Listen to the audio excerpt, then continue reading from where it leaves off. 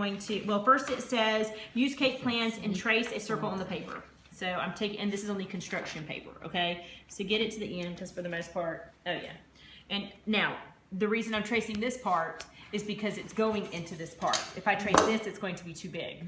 So remember that, you're going to trace the bottom of it. And I'm just using the pen here.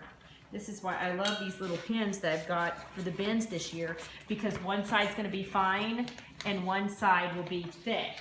So especially for art, you can use those when the kids have them in their thing. Okay, we'll probably just do 2 of these. Actually, no, we're gonna have to do 1, because if we don't have enough cake pans, you're gonna get 2 cake pans for each class, okay?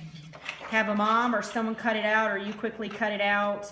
I'd recommend cutting on the inside of the line, so it's a little smaller than it is bigger, because you don't want it to buckle up, okay? You'll get that I'm gonna cut on the inside of the circle.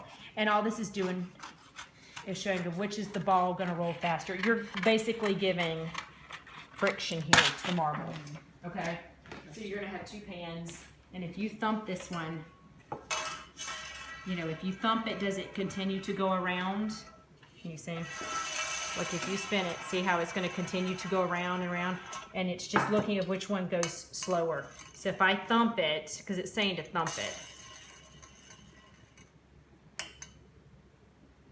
the paper in there is acting as friction, something to slow it down. And one of the laws that we're going to be learning at the end of the year is every action has an equal and opposite. Right? No, not that one. Every object will continue to stay in motion unless acted upon by an outside force. Oh, here it is. Okay, so Newton's first law is an object at rest, and we're going to learn it in week 16. An object at rest tends to remain at rest unless an object in motion continues to move in a straight line at a constant speed unless acted upon by an outside force. The marble without the paper underneath it went faster and farther. It's going to continue going. The one with the paper is going to slow down, because this is causing the friction to help to make it slow down.